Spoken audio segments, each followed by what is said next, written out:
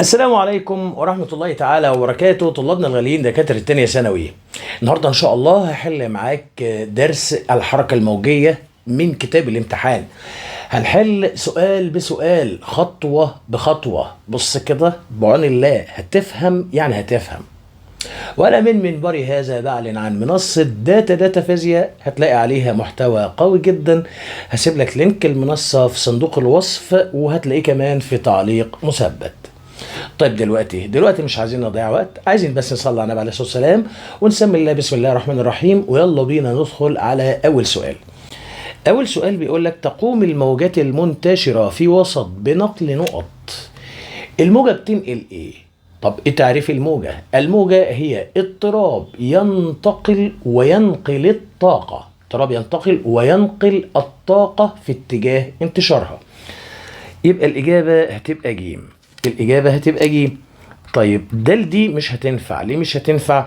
هي صحيح بتقوم بنقل الطاقة، ولكن هنا كاتب لك عموديا، لا هي بتنقل الطاقة في نفس اتجاه انتشارها.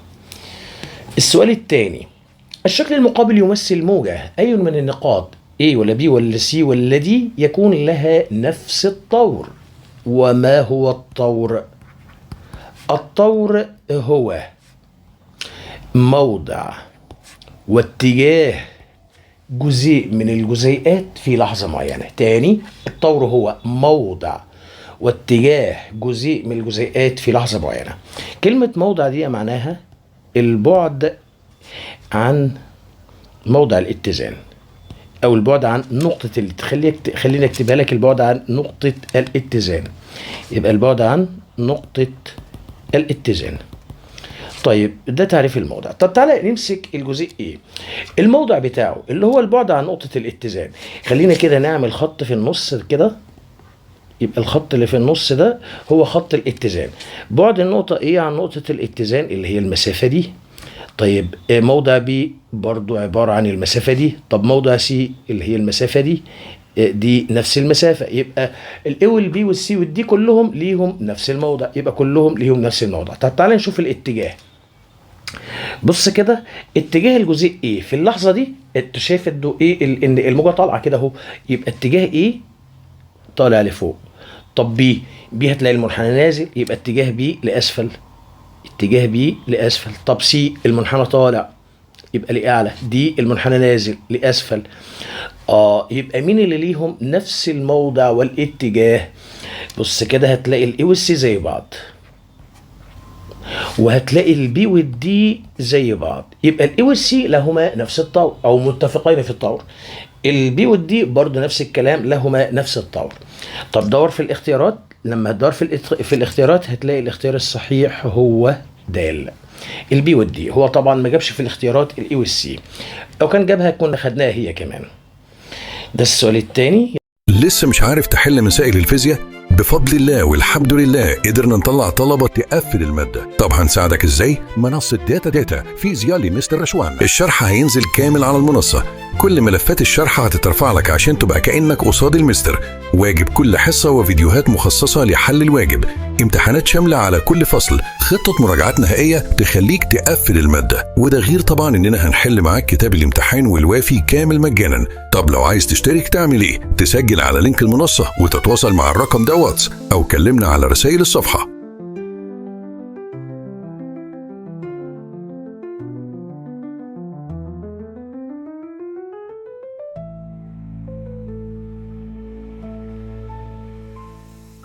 يلا بينا بقى نشوف السؤال الثالث. السؤال الثالث بيقول لك ايه: الشكل المقابل يمثل موجة ميكانيكية مستعرضة تنتشر في وسط من اليسار الى اليمين. يعني الموجة دي ماشية في الاتجاه ده كده. في اي اتجاه يتحرك الجزيء بي عند اللحظة الموضحة؟ عند اللحظة الموضحة عاوز ايه؟ عاوز اتجاه حركة الجزيء بي. الجزيء بي بيتحرك حركة اهتزازية، يعني ايه؟ يعني طالع نازل. طب هل بيسيب مكانه؟ يعني هل ممكن يتحرك يمين او يتحرك يسار؟ لا يمين ولا يسار، هو الراجل واقف في مكانه بس عمال بيهتز طالع نازل. يبقى اتجاه الجزيء بي لا بيتحرك لا يمين ألف غلط، ولا بيتحرك يسار ب غلط، ده هو بيتحرك طالع نازل. طب في اللحظة دي تعرف ازاي اتجاه الجزيء؟ صلى على النبي عليه الصلاة والسلام. انت هتشوف اللي قبله قمة ولا قاع. طب ادي الجزيء بي، اللي قبله مين؟ اللي قبله اهو، اهي بتاع ده قاع. واحد يقول لي طب ما هو ده اللي قبله يا حبيبي، افهم، ما هو بيقول لك هي بتنتشر ناحية اليمين كده اهو، تنتشر ناحية اليمين، ادي الجزيء بي، يبقى اللي قبل الجزيء بي ده هنا قاع. طالما قبلها قاع يبقى الاتجاه ساعتها اتجاه الجزيء بي نازل لتحت. طب افرض كان قبلها قمة، يبقى هتقول اتجاه حركة الجزيء بي لأعلى. يبقى في اللحظة دي اللي انا شايفه واللي انت شايفه، ادي النقطة بي اللي قبلها قمة ولا قاع؟ قاع. طالما قبلها قاع يبقى اتجاه حركة الجزيء هيكون لأسفل. يبقى الإعلى دي غلط، يبقى الإجابة الصحيحة د لأسفل. طيب لو أنت مش مصدق أو هتقول لي يعني إشمعنى يعني هتشوف اللي قبلها، أقول لك إيه، أنا مش يعني مش هضيع وقت كده وأشرحها لك وأقعد أخليك تتخيل. أنا هجيب لك فيديو يا دوب كده 15 20 ثانية هتركز فيه وهتشوف بقى الجزيئات بتتحرك إزاي. ماشي؟ عايزك تتفرج على الفيديو 15 20 ثانية علشان بس إيه، كي يطمئن قلبك، مش أكتر من كده.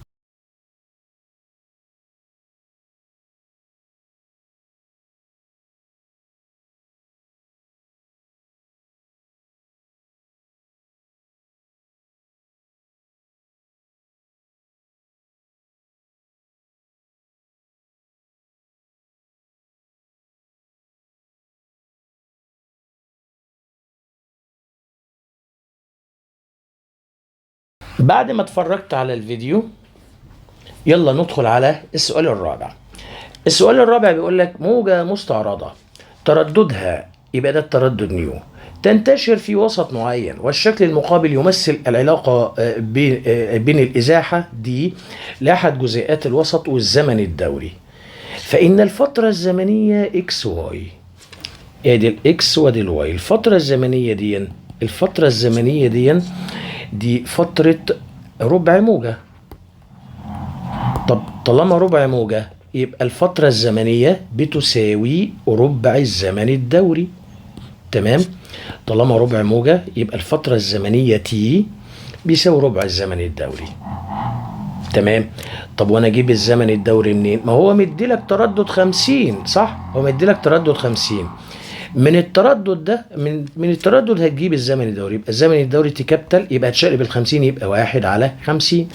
يلا بقى، يبقى الفترة الزمنية تي بيساوي ربع في التي اللي هي كام؟ 1 على 50. يساوي 1 في 1 بواحد، 4 في 50 ب200، يبقى 1 على 200 ثانية. هتبقى الإجابة د. خش يلا بينا على السؤال اللي بعده، السؤال الخامس. السؤال الخامس بيقول لك الشكلان المقابلان يمثلان موجتي ماء، موجة اسمها بي وموجة اسمها كيو، تنتشران خلال مسافة اكس بنفس السرعة. تمام؟ أي من الموجتين يكون لها سعة أكبر وأيهما له تردد أكبر؟ صلى على النبي. عايز تشوف السعة كبيرة ولا صغيرة؟ شوف المسافة الرأسية اللي هو البعد بين القمة والقاع، لما تلاقيها كبيرة كده اللي هو المسافة الرأسية بين القمة والقاع هتقول إن الساعة كبيرة. طب افرض لقيتها كده اهو، يعني المسافة بين القمة والقاع صغيرة، يبقى هتقول الساعة صغيرة. طيب يبقى كده أنهي ساعة أكبر؟ واضحة قوي يعني كيو. شوف المسافة من قمة القاع، المسافة الرأسية كبيرة، لكن هنا المسافة من قمة القاع يدوب مسافة صغيرة، يبقى اللي ليها ساعة أكبر هي كيو. ماشي. طيب الموجة ذات التردد الأكبر، تعرف ازاي الموجة إذا كان ترددها كبير ولا صغير؟ صلى على النبي عليه الصلاة والسلام. لو لقيت الموجات متزنقين قوي في بعض يبقى هتقول إن التردد كبير. طيب لو لقيت الموجة مفرودة كده والموجات بعاد عن بعض يبقى هتقول الموجة دي ترددها صغير. يعني لو لقيت موجة عاملة لك كده اهو يبقى ده التردد كبير. طب لو لقيت موجة، يا سلام على الموجة كده شكلها سموز وجميلة، يبقى كده التردد صغير. يبقى هنا صغير هنا كبير. طيب في الشكل اللي هو مديه لنا، الموجات متزنقه فين؟ اللي هي الموجات بتاعه كيو موجاتها متزنقه، يبقى الموجه ذات التردد الاكبر هي كيو، يبقى الاختيار هيكون كيو وكيو، يعني الاجابه هتبقى د. ودي كانت اجابه السؤال الخامس. خش يلا بينا نشوف السؤال اللي بعده. السؤال السادس. الشكل المقابل مديلك العلاقة بين الإزاحة دي لجزيئات وسط ينتشر به موجة مستعرضة ترددها نيو وسعتها ايه والمسافة اكس. ماشي، يعني مديلك العلاقة ما بين إزاحة الجزيئات وهي طالعة نازلة والمسافة اكس اللي هي بتقطعها الموجات. طيب عاوز ايه بقى؟ بيقول لك فإذا زاد تردد الموجة للضعف. إذا زاد تردد الموجة للضعف، يعني بدل ما الموجة يعني عامله لك موجة كده والموجات بعاد عن بعض، هتخليهم متزنقين في بعض. ما هو معنى ان التردد زاد يعني انه الموجات بقت متزنقة اكتر في بعض. طيب علشان يكونوا متزنقين في بعض، يبقى انهي مسافة اللي ممكن تقل للنص؟ المسافة اللي ممكن تقل للنص هي ممكن البي والسي، لان المسافة بي لما هتقل للنص معنى كده انه الموجات هتتزنق جنب بعض. طب وبرضو المسافة سي لما هتقل للنص الموجات هتتزنق لبعض. يبقى اختار يا اما بي او سي. مين اللي موجود في الاختيارات؟ ايه غلط؟ موجود في الاختيارات بي. تمام. طيب ما موجود في الاختيارات بي، بس استنى يا نهار ابيض المفروض المسافه دي تقل للنص. هو قال لك البي تزداد للضعف. لا، يبقى البي ده غلط خالص. ده انا عايز المسافه تقل للنص عشان الموجات تتزنق في بعضيها. يبقى هي بي صحيحه ماشي، لكن المفروض يقول لي بي يقل للنص، يبقى دي غلط. طيب سي يقل للنص، ايوه هي دي اللي صح. الاي لا، يبقى الاجابه جيم. تمام. طيب تعالى نشوف السؤال الثاني. بيقول لك فإذا زادت سعة الموجة للضعف. لما تحب تزود السعة يبقى لازم المسافة بين قمة وقاع تزداد، يبقى المسافة بين قمة وقاع تزداد للضعف. طيب يبقى أنا عايز المسافة الرئيسية تزداد. طب المسافة الرئيسية عندي هنا A و E، يبقى يا إما ال A ده يزداد للضعف أو السي يزداد للضعف. طيب ايه تقل للنصف؟ لا يا غالي، ده احنا عايزينها تزداد للضعف. طيب بي مالناش دخل ببي. سي تزداد للضعف، ايوه اهي، يبقى الاختيار الصحيح هو جيم. طيب الاي تقل للنصف؟ لا، الاي تزداد للضعف، يبقى الاختيار الصحيح هو جيم. وده كان السؤال السادس. وش يلا بينا على السؤال اللي بعده، السؤال السابع. السؤال السابع بيقول لك إذا كان الطول الموجي لموجة مستعرضة هو لندا، فإن المسافة بين القمة الأولى والقمة التي ترتيبها إن هي نقط. طيب في الأول هنجيب عدد الموجات من قمة لقمة، هنطرح من القمة الأولى للقمة N، يبقى عدد الموجات اطرح يبقى N ناقص 1. تمام. طب هو عايز ايه؟ عايز المسافة.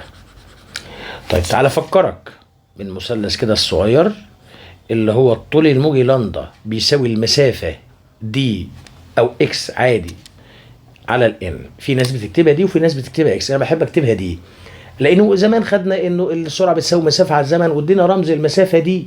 اشمعنى جاي دلوقتي تغير له طول المسافه اكس؟ سبحان الله. هم اللي الفوا كتاب المدرسه واحنا مالناش دخل، بس انا همشي بان المسافه رمزها دي. هو عايز ايه بقى؟ عايز ايه؟ عايز المسافه دي. يبقى المسافه دي بتساوي الطول الموجي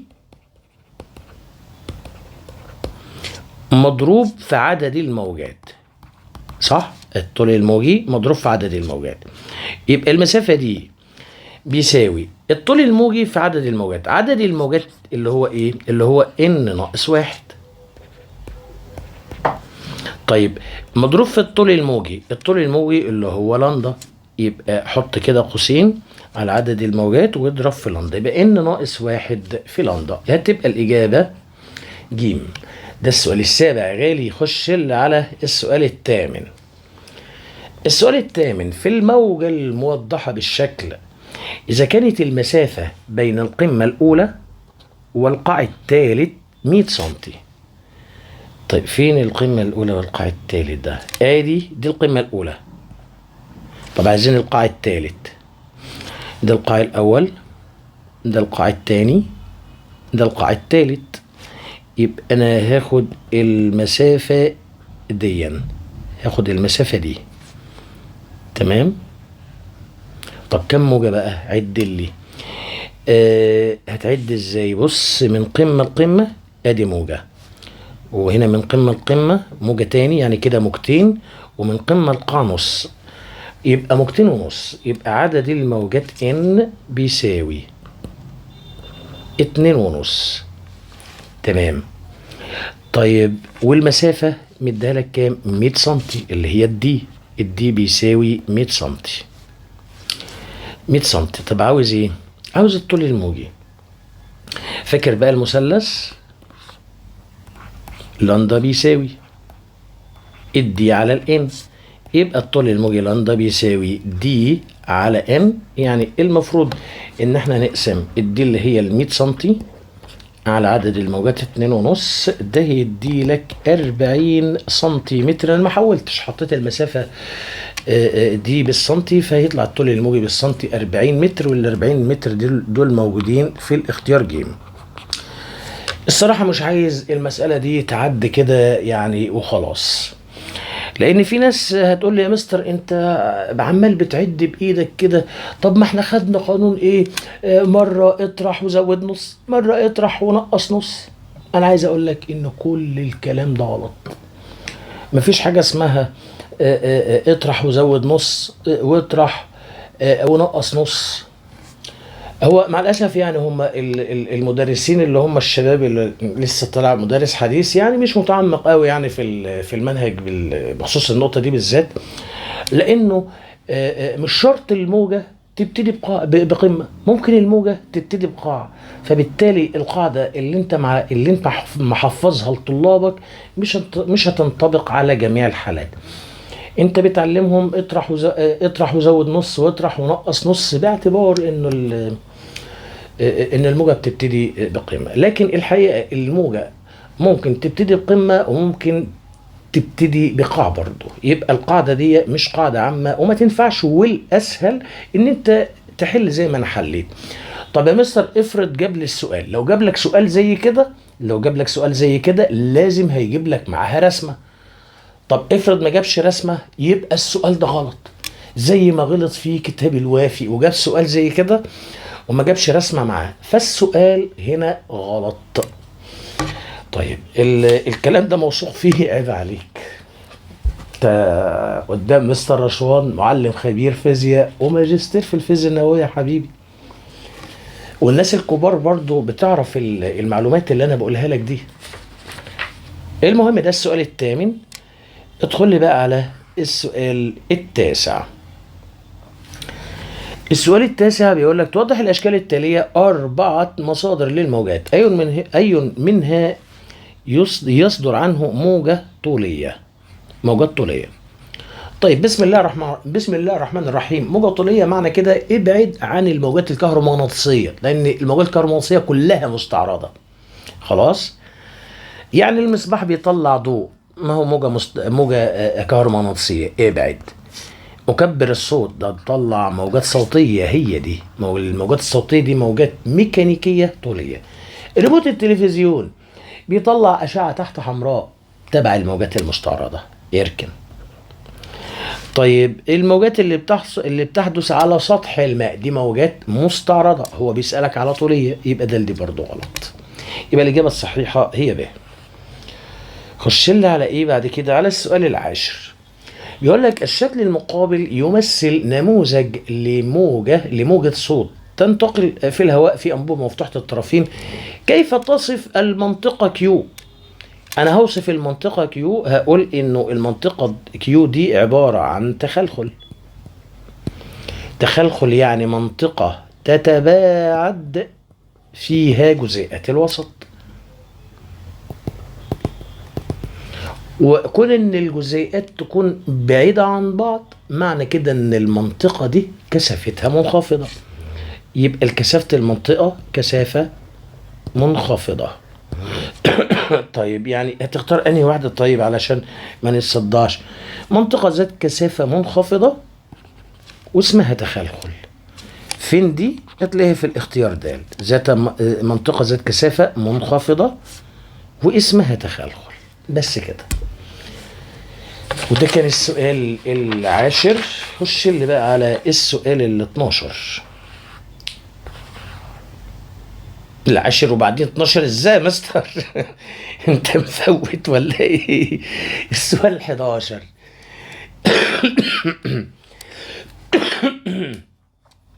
إذا كانت المسافة بين نقطتين متتاليتين متفقتين في الطور، ده كله تعريف الطول الموجي، تساوي 50 سم، يبقى الطول الموجي بيساوي 50 سم. لو قسمت على 100 هيدي لك الطول الموجي بالمتر، لو قسمت على 100 هتبقى 50 على 100 فيها 5 من 10 متر. طب ما هو بس ما الطول الموجي كده 5 من 10 متر، يبقى الاختيار هيكون ج، لأن هو بيسألك عن الطول الموجي لهذه الموجة. 11. خش لي على السؤال 12. تنتشر موجة طولية في وسط جهة اليمين. أي من الأشكال الآتية يعبر بشكل صحيح عن اهتزاز جزيئات الوسط؟ أنا عايز موجة طولية. موجة طولية يعني إيه؟ موجة طولية يعني الجزيئات بتهتز على نفس خط الانتشار. يعني ادي الجزيء عمال بيهتز يمينا ويسارا وخط الانتشار كده. طب تعالى كده نشوفهم واحده واحده. ده اتجاه الانتشار اللي هو سهم يمين، سهم يمين ده اتجاه الانتشار. طب ما كده اتجاه الانتشار ده الجزيئات عموديه، يبقى دي كده المفروض مستعرضه. ماشي. طب تعالى نشوف خط الانتشار في الاختيار ب اهو. ايوه صح، دي ادي الجزيء اهو عمال بيهتز يمينا ويسارا على نفس خط الانتشار، يبقى ب صح. طب ج ما تنفعش ليه؟ لانه ادي اتجاه الانتشار زي ما بيقول عليه، ده كده في زاويه ما بين اتجاه حركه اتجاه اهتزاز الجزيئات وخط الانتشار، يبقى دي غلط. ودي برضو هتلاقي في زاويه ما بين اتجاه الاهتزاز وخط الانتشار، يبقى دي برضو غلط. تعال نشوف السؤال اللي بعده. بيقول لك الشكل المقابل. الشكل المقابل يمثل موجة طولية، فتكون النسبة بين المسافتين اكس اي سي واكس دي اي. هات كده المسافة من ال سي، من اي لسي، يبقى المسافة دي. ماشي. طيب والمسافة التانية؟ المسافة التانية من دي لإيه. ماشي. طيب يلا بينا. المسافة من اكس اي سي على اكس دي اي يساوي. طيب المسافة اللي فوق الأول من ال سي، من ال سي بص كده هنا من مركز تضاغط لمركز تضاغط، ده كده طول موجي صح؟ صح. طيب ومن تضاغط لتخلخل تالي نص طول موجي، يبقى المسافة كلها 1.5 طول موجي، يبقى المسافة دي عبارة عن 1.5 طول موجي. ماشي. طب هات المسافة اللي تحتها اللي هي دي اي، من دي لاي من تضاغط لتخلخل، ده كده نص طول موجي، كده نص طول موجي. ماشي. يبقى نص طول موجي يساوي الطول الموجي هيروح مع الطول الموجي، هتقسم 1.5 على نص، النسبة دي هتدي لك 3/1. يعني الإجابة الصحيحة هتلاقيها في الاختيار د. ده السؤال 13. خش لي يا غالي على السؤال 14. السؤال 14 بيقول لك موجتان صوتيتان A و B تنتشران في نفس الوسط، يا حلاوتك يا جمالك. في نفس الوسط دي يعني ايه؟ في نفس الوسط دي معناها ان السرعة ثابتة. السرعة في ثابتة. وايه كمان؟ ومعناها ان الطول الموجي بيتناسب عكسي مع التردد. ماشي ماشي. فبيقول لك اذا كان تردد الموجة A ضعف تردد الموجة B. تاني، اذا كان تردد الموجة A نيو A بتساوي ضعف تردد الموجة B، فإن العلاقة بين زمنهم الدوري. طب صلى على النبي عليه الصلاة والسلام. أول حاجة عايز العلاقة بين الزمن الدوري. طب الزمن الدوري والتردد دي علاقة عكسية صح؟ أيوة علاقة عكسية. قبل ما تحل تعالى نعمل نسب هنا. يعني إيه رأيك لو قسمت نيو A على نيو B؟ يبقى نيو A على النيو B لما تروح ما ترجعش فاضي هيساوي 2 على 1. ما هنا في واحد انت مش شايفه. 2 على 1. حلو الكلام؟ حلو الكلام. يبقى دي النسبة ما بين تردديهما. طيب الزمن الدوري عكس التردد. يعني ايه؟ يعني انت لو حبيت تكتب الزمن الدوري بتاع ايه؟ النسبة ما بين تي اي على التي بي هتساوي، هتعكس بقى النسبة اللي فوق دي هتبقى 1:2. يعني لو حاولت مثلا تضرب طرفين في وسطين هتقول ايه؟ طرفين في وسطين يبقى 2 تي اي هيساوي تي بي. يعني انت لو عايز التي اي هتقسم على الاتنين، يبقى التي اي يقسم على الاتنين يبقى تي بي على الاتنين، او يعني نص التي بي. حلو الكلام؟ نص التي بي. يبقى الزمن الدوري هتقول انه التي اي بيساوي نص التي بي. ماشي، حلو قوي الكلام ده. طيب بيسألك كمان عن الطول الموجي. تعال بص، من الطول الموجي عكس التردد. يعني هات لي كده دي واعمل منها نسب. لما هتعمل نسب هتقول انه لندا A على لندا B بيساوي اعكس نيو بي على نيو A يساوي نيو بي على نيو A. يقسم دي اعكسها كده هتبقى 2 على 1. ماشي. طب يلا كده نضرب طرفين في وسطين. لما تضرب لي طرفين في وسطين يبقى اللندا A في 1 يبقى لندا A بيساوي لندا B في 2 يبقى 2 لندا B.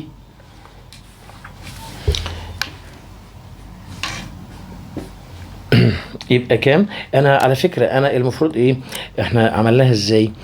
انا قلت لك لندا B على لندا B لندا B على لندا A. لندا B على لندا A يبقى هتقسم دي كده اهو. يعني المفروض هتبقى 1/2. 1/2. تمام. ويلا بقى نضرب طرفين في وسطين يبقى الاتنين دي هتتضرب في اللندا A والواحد هيتضرب في اللندا B. ماشي احنا استعجلنا شوية. يبقى 2 لندا A هيساوي 1 في لندا B. يعني حضرتك لو عايز اللندا A يبقى تقسم على الاتنين، يبقى لندا A بيساوي لندا B على الاتنين اللي هي نص لندا B. تمام. يبقى الطول الموجي يبقى لندا A بيساوي نص لندا B. طب دي موجودة في انهي اختيار؟ في الاختيار د. تمام. هتلاقيهم هما الاتنين. ادي العلاقتين اللي طلعناهم هما دول. ده كان السؤال 14. خش اللي بقى على السؤال اللي بقى. لسه مش عارف تحل مسائل الفيزياء؟ بفضل الله والحمد لله قدرنا نطلع طلبة تقفل المادة. طب هنساعدك ازاي؟ منصة داتا فيزياء لمستر رشوان. الشرح هينزل كامل على المنصة. كل ملفات الشرح هتترفع لك عشان تبقى كأنك قصاد المستر. واجب كل حصة وفيديوهات مخصصة لحل الواجب. امتحانات شاملة على كل فصل. خطة مراجعات نهائية تخليك تقفل المادة. وده غير طبعا اننا هنحل معاك كتاب الامتحان والوافي كامل مجانا. طب لو عايز تشترك تعمل ايه؟ تسجل على لينك المنصة وتتواصل مع الرقم ده واتس او كلمنا على رسائل الصفحة.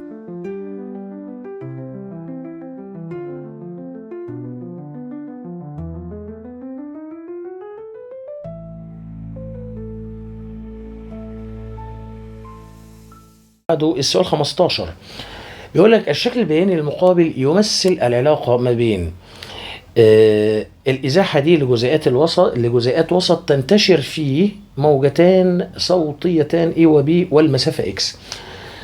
طيب صلى على النبي عليه الصلاة والسلام. الموجتين دول بينتشران في وسط واحد، يعني الموجتين ليهم نفس السرعة. تمام.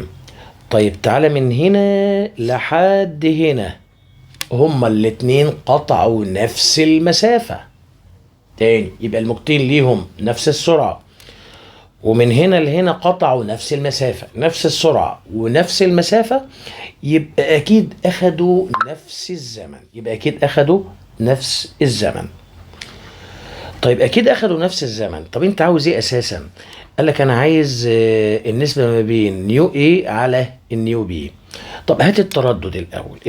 قانون التردد نيو بيساوي N على التي. أنا عايز أكتبها لك تحت والله. التردد نيو بيساوي N على التي. تمام. الموجتين أخدوا نفس الزمن، يبقى الزمن ده ثابت. تمام. يبقى في علاقة طردية ما بين النيو والإن.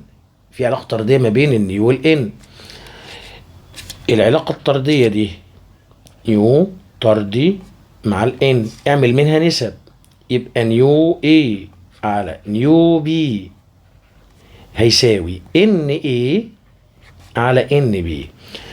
طيب ال NA اللي هي عدد الموجات بتاعت A. يلا كده نعد مع بعض، نعد ال A دي كده ربع، كده نص، كده 3/4، كده موجة كاملة، موجة وربع، موجة ونص. يبقى ال A دي 1.5 موجة. ماشي. طب وال B؟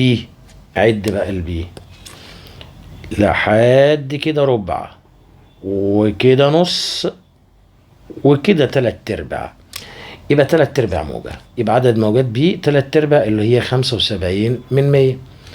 طيب اقسمهم على بعض هتدي لك نسبة كام؟ نسبة 2/1. نسبة 2/1 دي موجودة في الاختيار ب. زي الفل. طب رقم 2 بقى، عايز النسبة ما بين سعة الموجتين A و B. تعالى بقى نحط بقى أرقام على المحور الرأسي. هنا 0، هنا 1، هنا 2. طيب هنا -1 وهنا -2. ماشي. سعة الموجة A على سعة الموجة B. السعة دايما بالموجب لأنها كمية قياسية. سعة A أخدت 1. طيب سعة B ده نازلة لحد هنا صح؟ يبقى -2. أنا قلت لك دايما بالموجب، يعني فكك من السالب، يبقى 1/2. يبقى النسبة دي نسبة 1/2، والإجابة موجودة في الاختيار ج. ده كان السؤال 15. خش بقى على السؤال اللي بعده س 16.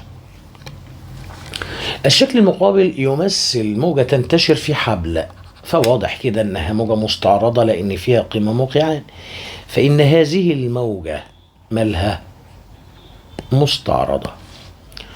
طيب وبيسألك كمان على طولها الموجي. طولها الموجي بيساوي ايه؟ بص كده، من هنا كده ربع موجة، نص موجة، 3/4 موجة، موجة كاملة. مسافة الموجة الكاملة دي اسمها الطول الموجي، يعني مستعرضة وطولها الموجي لندا. يبقى الإجابة د. السؤال اللي بعده السؤال 17. ما الخاصية التي تعبر عن جميع الموجات الطولية ولا تعبر عن جميع الموجات المستعرضة؟ إنها تكون موجة مرتحلة. طيب ما هو دي يعني لا مش هينفع معاك. ليه؟ هو بيقول لك أنا عايز بتعبر عن الموجة الطولية ولا تعبر عن الموجة المستعرضة. طب ما الموجة المستعرضة ممكن تكون موجة مرتحلة، يعني انت جبت حبل ورفعت ايدك ونزلته كده، هتتكون موجة وهترتحل. يبقى دي ممكن تحصل ممكن تحصل فين؟ ممكن تحصل الموجة المرتحلة تبقى موجات مستعرضة. طب ب تنتشر في الأوساط المادية فقط. أيوة، لأن الموجة علشان تنتشر في الفراغ لابد أن تكون موجة مستعرضة، والمواد المستعرضة جميعها لازم، عفوا، علشان تنتشر في الفراغ، عشان تنتشر في الفراغ لازم تكون موجة كهرومغناطيسية، والموجات الكهرومغناطيسية جميعها مستعرض. يبقى الإجابة ب هي اللي صح. تنقل الطاقة، طب ما الاتنين بينقلوا الطاقة. طب تختلف سرعة انتشارها من وسط إلى آخر. طيب ما هو برضو الموجات المستعرضة برضو بتختلف سرعتها من وسط إلى آخر. يبقى الاختلاف الوحيد إنه الموجات الطولية دي بتنتشر في الأوساط المادية فقط، لأن الفراغ بينتشر فيه زي ما قلت لك، بينتشر فيه موجات كهرومغناطيسية، والموجات الكهرومغناطيسية جميعها مستعرض. ده سؤال 17. خش لي على السؤال 18. سؤال 18 بيقول لك تنتشر موجة في وتر، والشكل البياني يعبر عن العلاقة ما بين الإزاحة والزمن. طيب عاوز ايه؟ أي الأشكال البيانية التالية يمثل العلاقة ما بين طاقة الحركة والزمن؟ طيب أولا طاقة الحركة دايما بالموجب، طاقة الحركة مش بالسالب خالص. يبقى هرسم كده علاقة ما بين طاقة الحركة كي اي والزمن. هبتدي منين؟ هل يا ترى هبتدي من الصفر ولا هبتدي من فوق؟ على حسب. شوف الجزيء بدأ منين. الجزيء بدأ من هنا، يعني بدأ من أقصى إزاحة بالسالب. طيب عند أقصى إزاحة السرعة بتساوي كام؟ بتساوي صفر. طيب السرعة بتساوي صفر، يعني طاقة الحركة بتساوي صفر. دايما عند أقصى إزاحة السرعة بتساوي صفر، ولما السرعة تساوي صفر يبقى طاقة الحركة هتساوي صفر. يبقى هتبتدي من النقطة دي وتكمل باقي الموجة بتاعتك طالع نازل. طالع نازل؟ لا مش نازل خالص. ليه؟ لأن أنا قلت لك إنه طاقة الحركة دايما بالموجب، يبقى اللي نازل ده غلط. طب ما هتعمل إيه؟ هتكمل بقى، هتكمل. هيبقى كده اهو، بحيث ده كده نص موجة وكده نص موجة، كده دي موجة كاملة. يعني النقطة دي نص الزمن الدوري. لو ادي صفر، هنا ربع الزمن الدوري، هنا نص الزمن الدوري، هنا 3/4 الزمن الدوري، هنا الزمن الدوري كامل. طب دي في انهي شكل بيتحقق هذا الكلام؟ هتلاقيه في الشكل ج اهو. ابتدى من الصفر، دي كده نص موجة، وادي نص موجة تاني كمان. ده السؤال 18. يلا بينا نشوف السؤال اللي بعده س 19. عند إحداث نبضة في حبل فإن سرعة النبضة على امتداد ثابتة. السرعة ثابتة طالما بتنتقل في وسط، في نفس الوسط، يبقى السرعة ثابتة. الوسط هنا هو الحبل. ده السؤال 19. خش يلا بينا على السؤال اللي بعده س 20. س 20 بيقول لك تنتشر موجة مستعرضة في وتر رفيع بسرعة، يبقى دي الفي، والمسافة بين قمتين متتاليتين. ده تعريف مين ده؟ ده تعريف الطول الموجي.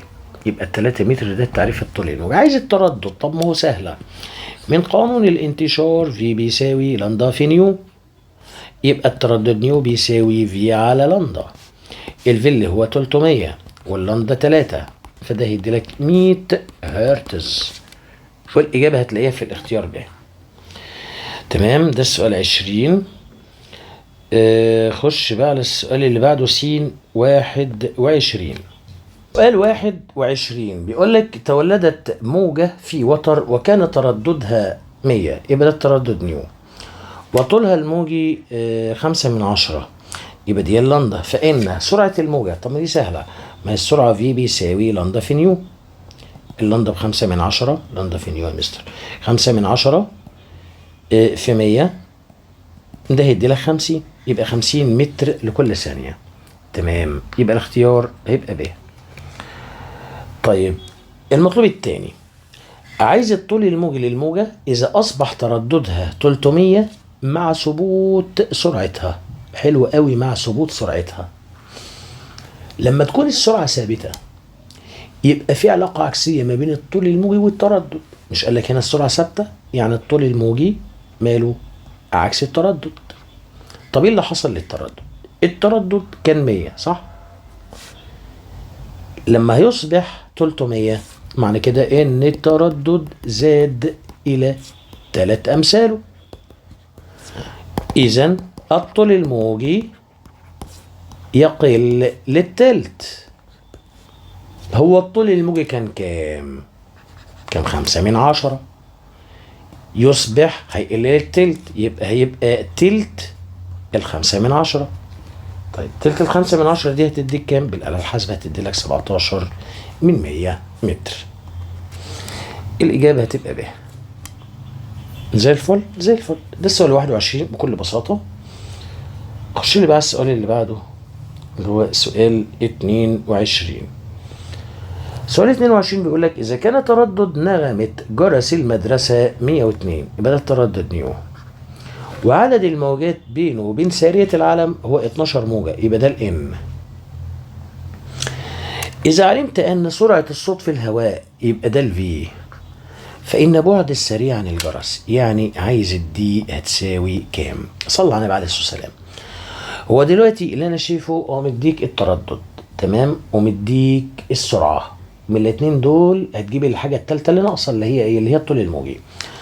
من قانون الانتشار في بيساوي لندا في نيو، يبقى الطول الموجي لندا يبقى في على نيو. في على نيو. الفي اللي هي كام؟ اللي هي 340 على النيو. النيو اللي هي 102. طيب ده هتعملهم بالآلة الحاسبة يدي لك كام اهي؟ 340 على 102 طلعت 10/3. هخليها 10/3. 10/3 متر. طب هو عايز الN. صلى على النبي عليه الصلاة والسلام. انا اخدت قانون للطول الموجي. الطول الموجي لندا بيساوي المسافة على الN، يبقى الN بيساوي دي على لندا. لا هو عايز ايه؟ عايز المسافة دي. سوري، هو عايز المسافة دي. والله هو عايز المسافة دي يا مستر اهي. يبقى انت لو عايز الدي بس يبقى الدي بيساوي لندا في ان. اللندا اللي هي 10/3. طيب والان مديها لك ب12 اهي، يساوي 12/3 فيها الأربعة. 4 في 10 يدي لك 40 متر. تبقى الإجابة 40 متر، ودي موجودة في الاختيار ج. وده كان سؤال 22. خش على السؤال اللي بعده س 23. س 23 بيقول لك الشكل المقابل مديلك العلاقة بين الإزاحة والزمن. عاوز ايه؟ عاوز سعة الموجة. السعة هي نصف المسافة الرأسية بين قمة وقاع. تاني، نصف المسافة الرأسية بين قمة وقاع. طب في المسافة الرأسية بين قمة وقاع مديها لك اهو من هنا لهنا. المسافة دي 18، يبقى هتقسمها على 2. 18 على 2 فيها 9. يبقى الاختيار ألف ولا صح. طيب تعالى بعد كده المطلوب التاني، عايز تردد الموجات. التردد اللي هو الN على التي. التردد يو بيساوي الN على التي. ماشي. طيب التي عندك اللي هو الزمن لحد هنا. الزمن عندك بكام؟ ما هنا وقف عند 6/10، يبقى أكيد الزمن هنا 7/10. يبقى الزمن 7/10. طيب في خلال 7/10 ثانية عمل كم موجة؟ بص كده، بدأ من هنا لحد هنا، ده كده ربع موجة. ومن هنا لحد هنا موجة، يبقى كده 1.25.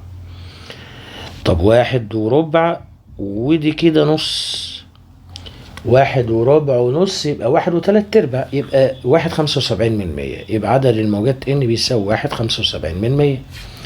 تمام. التردد نيو بيساوي الان على التي، يعني هتقسمهم على بعض. 1.75% على 7/10. طيب اقسمهم على بعض. 1.75% على 7/10 يدي لك 5/2. 5/2 يعني 2.5. 2.5 هرتز. 2.5 هرتز تبقى الإجابة ب. طب على فكرة أنا ممكن برضو حلها بطريقة تاني. إزاي؟ بص، نشطب بس نمسح دي، نمسح الحاجات دي كله. ممكن تاخد الزمن لحد 6/10 لحد هنا، وتعد بقى عدد الموجات دي كده ربع. ماشي. ودي لحد هنا موجة، يبقى كده موجة وربع.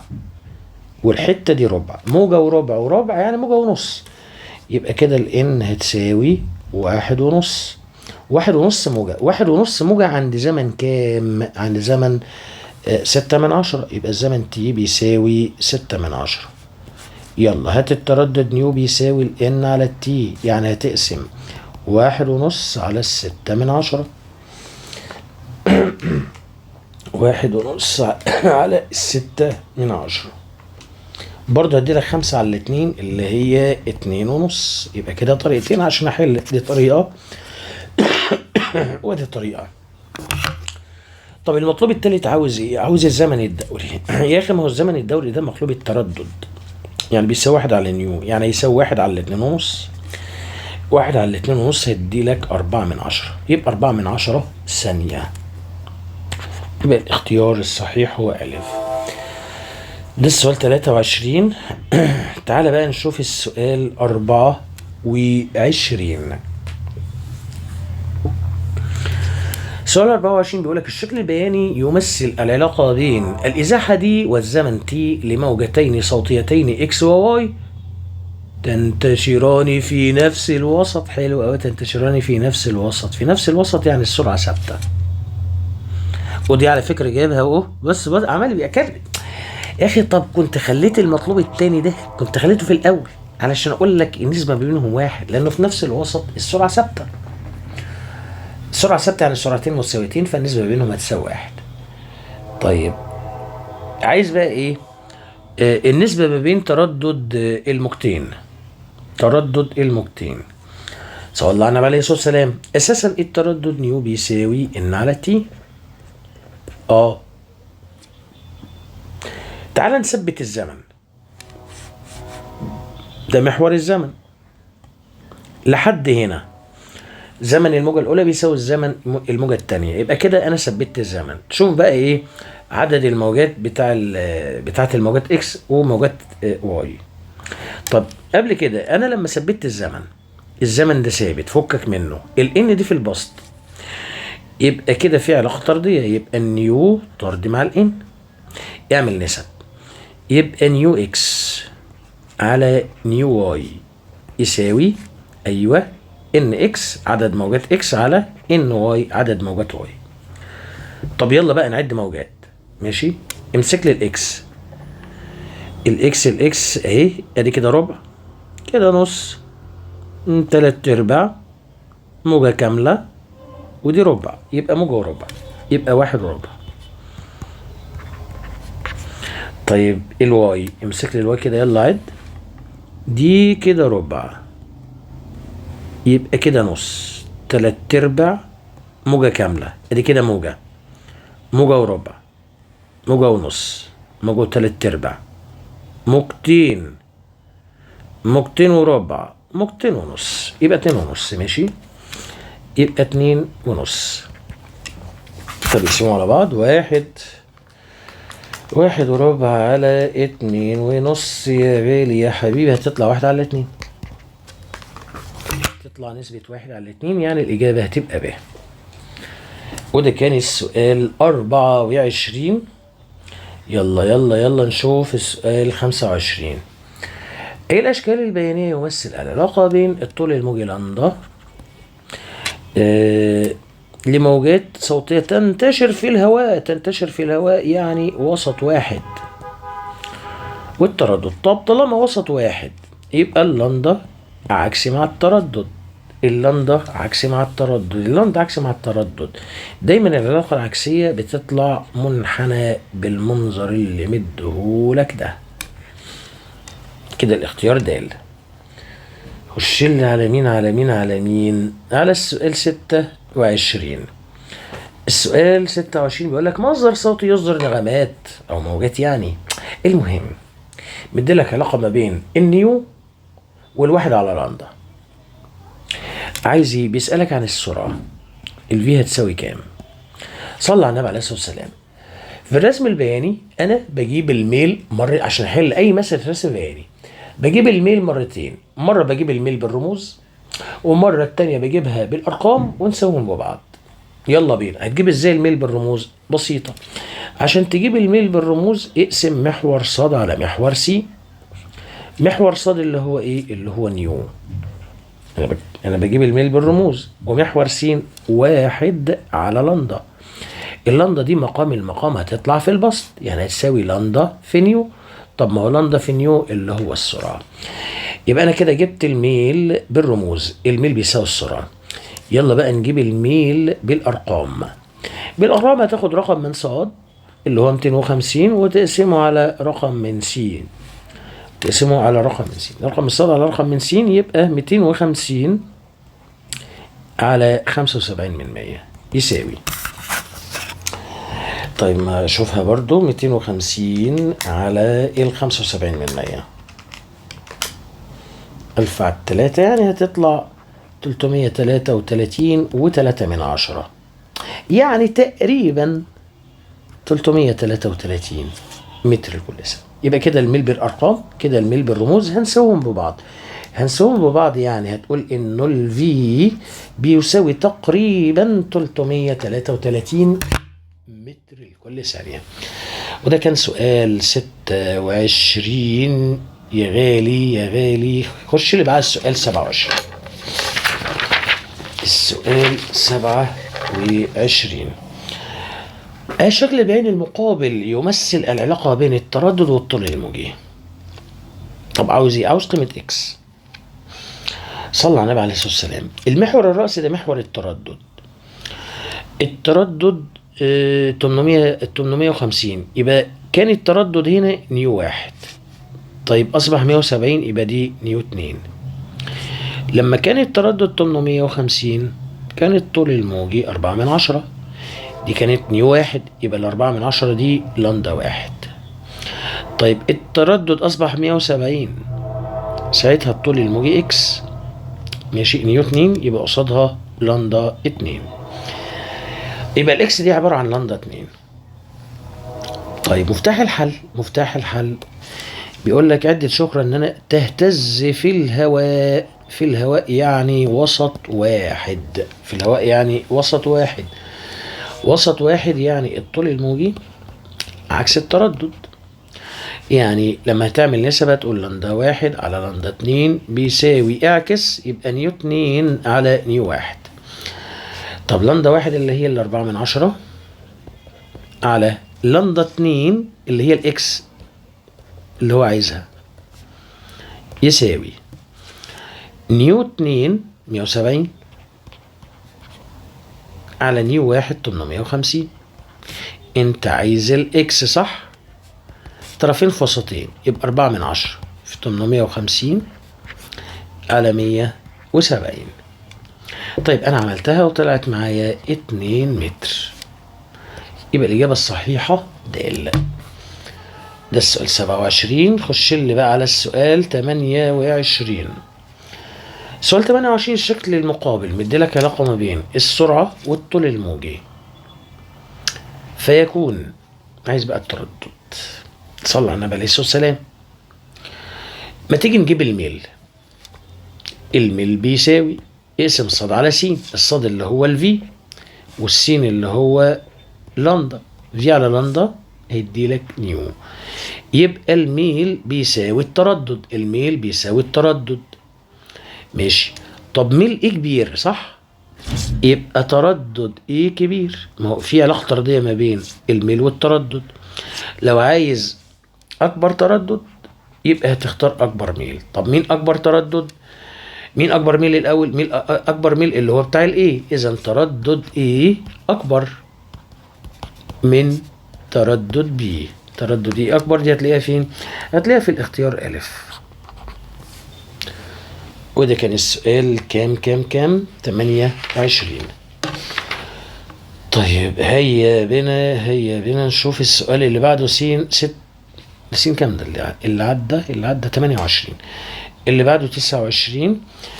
شعاع ليزر احداهما في ليزر احمر وليزر اخضر بينتقلان في الفراغ. طالما بينتقل في الفراغ يبقى سرعة الاحمر زي الاخضر زي البنفسجي، لان الموجات الكهرومغناطيسية كلها بتنتشر في الفراغ بنفس السرعة الا وهي سرعة الضوء.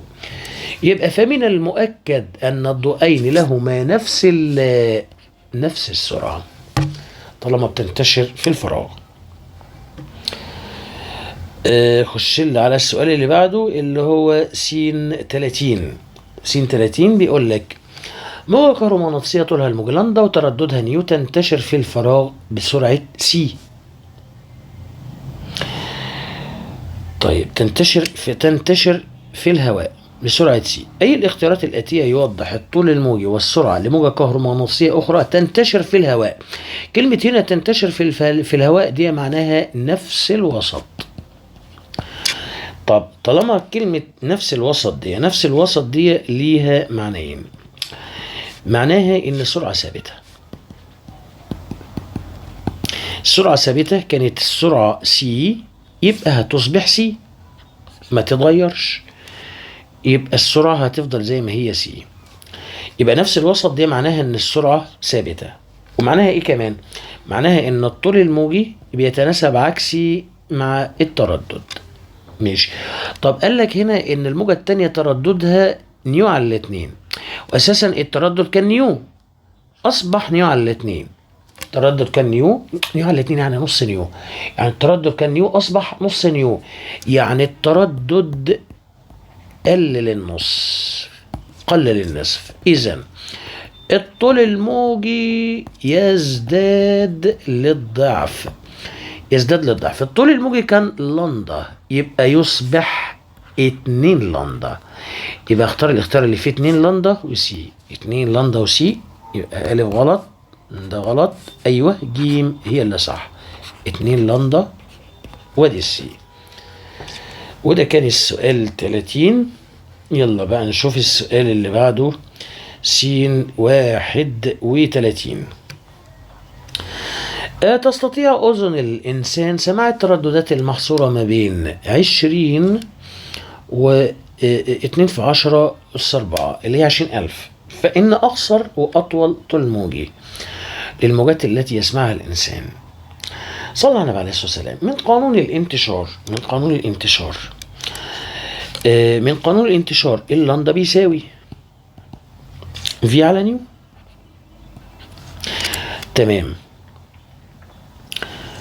طيب بالنسبة بقى للإنسان، جميع البني آدمين كلهم عايشين في وسط واحد ألا وهو الهواء. إذا السرعة في ثابتة. تمام.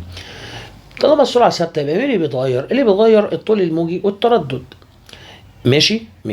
طب مرة هنا مديك التردد ب20، عوض عنها كده ب20. الفي اللي هي 340 ماشي على 20، فكده ده هيدي لك 17. يبقى 17 متر. يبقى انا مرة عوضت عن التردد ب20.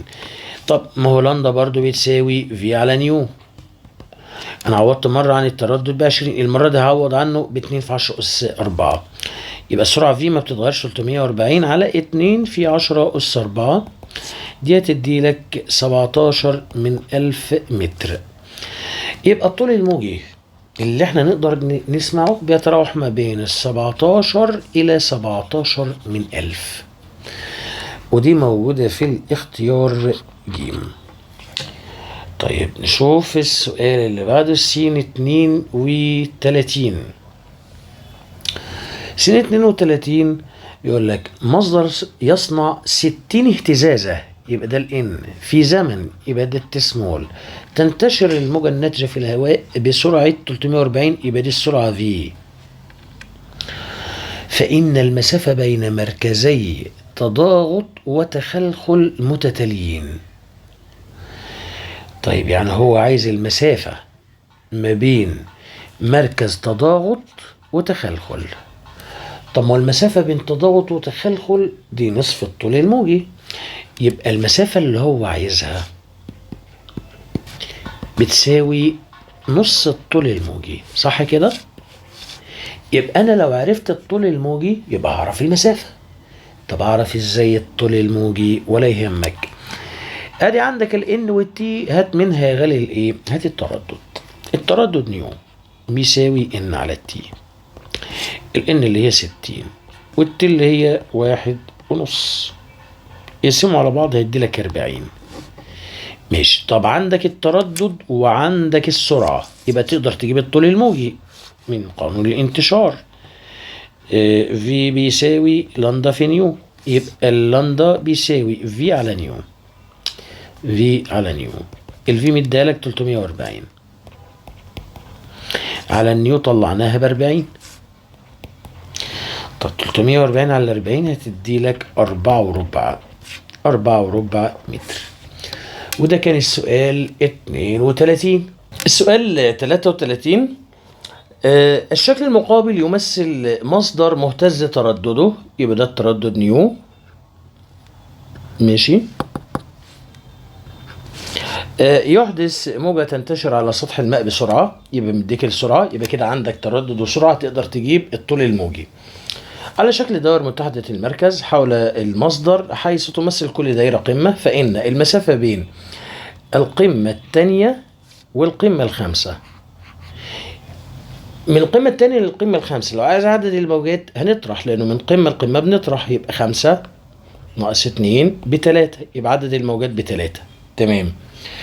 طيب هنا زي ما قلت لك مدي لك التردد ومدي لك السرعة. ماشي. تردد وسرعة هيبقى تجيب الطول الموجي. الطول الموجي لندا بيساوي في على النيو. الفي اللي هي 4/10 على النيو 4 هيدي لك 1/10. ده كده الطول الموجي. طيب هو عايز ايه بقى؟ هو عايز المسافة، عايز المسافة دي. طب ما انت عندك مثلث كده اللي هو اللندا بيساوي المسافة دي او اكس يعني على الان، يبقى المسافة دي بيساوي لندا في الان. اللندا اللي هي ب1/10 والان اللي هي ب3. 1/10 في 3 يدي لك 3/10 متر. يبقى الإجابة هتبقى جيم. السؤال اللي بعده س34. س34 بيقول لك سقط حجر صغير في بركة ماء ساكن فتكونت موجات دائرية على سطح الماء كما هو مبين بالشكل المقابل، حيث تمثل كل دائرة قمة.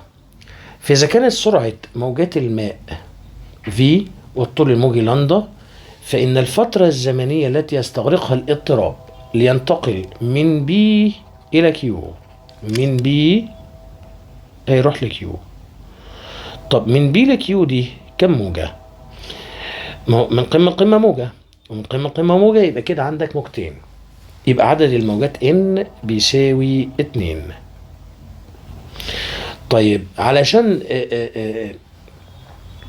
علشان تحدث موجتين هتاخد زمن. الزمن ده اسمه تي سمول، هيساوي كام؟ طب دي اجيبها ازاي دي؟ صلى على النبي عليه الصلاه والسلام. احنا دايما بنستخدم قانون الانتشار في بيساوي لندا في نيو، من غير ما نفتكر اساس القانون ده ايه. اساس القانون اساسا انه الفي بيساوي لندا على التي كابيتال، ده هو اساس القانون. ماشي. طيب ادي في بيساوي لندا على التي كابيتال، يعني لو انت عايز التي كابيتال ابسطها لك اكتر، ممكن القانون ده احطه في مثلث. ماشي. في بيساوي لندا على التي كابيتال، يبقى لو عاوز التي كابيتال يبقى التي كابيتال هيساوي ايه؟ هيساوي لندا على الفي. تمام تمام. التي كابيتال دي لو فكتها، التي كابيتال اللي هي بتساوي التي سمول على الان يساوي لندا على الفي. الان عندك بكام؟ موجتين، يبقى شيل الان دي وحط مكانها 2، يبقى نشيل الان ونحط مكانها 2. ماشي. طبعا عايز التي سمول، يبقى هضرب المعادله في 2 شمال ويمين عشان نخلص من الاتنين اللي في المقام. يبقى هضرب هنا في 2 وهضرب هنا في 2، الاتنين ممكن تحط هنا مثلا. هيصبح عندك على الطرف الشمال الاتنين هتروح مع الاتنين، يبقى تي بس هيساوي 2 لندا على الفي. يبقى هو ده الزمن علشان تنتقل من بي لكيو، اللي هو زمن موجتين او زمن حدوث موجتين. طب دي في انهي اجابه؟ هتلاقيها في الاجابه د. طيب خش على السؤال اللي بعده، سؤال 35. سؤال 35 بيقول لك ايه؟ بيقول لك اذا كانت سرعه انتشار موجات سطح الموجات على سطح الماء يبقى دي الفي، والزمن الذي يستغرقه 30 موجه يبقى ده ان، الزمن ده هو 1 ثانيه يبقى ده تي. فإن عدد الموجات المتكونة خلال مسافة يبقى ده دي. واحدة واحدة. مديلك الان ومديلك التي، من الاتنين دول هجيب التردد، يبقى طول التردد نيو بيساوي الان على التي، يعني 30 على 1 فيها 30. تمام تمام. عندك تردد وعندك سرعة، يبقى هتجيب الطول الموجي من قانون الانتشار. في بيساوي لندا في نيو، يبقى الطول الموجي لندا بتساوي في على نيو، في على نيو. الفي بكام؟ الفي ب1.5. ماشي. طيب والنيو ب30، هقسم 1.5 على 30، يبقى 1.5 على 30 هيساوي 1 على 20، يعني 5/100، يبقى 5/100 متر. طيب هو عايز المسافة خلال، عايز المسافة يعني عاوز الدي خلال، عايز عدد الموجات خلال المسافة اللي هي 60 سنتي. طيب مثلث تاني اللي هو بتاع الطول الموجي، الطول الموجي لندا بيساوي المسافة على عدد الموجات ان، هو عايز عدد الموجات ان، يبقى الان هيساوي الدي على لندا.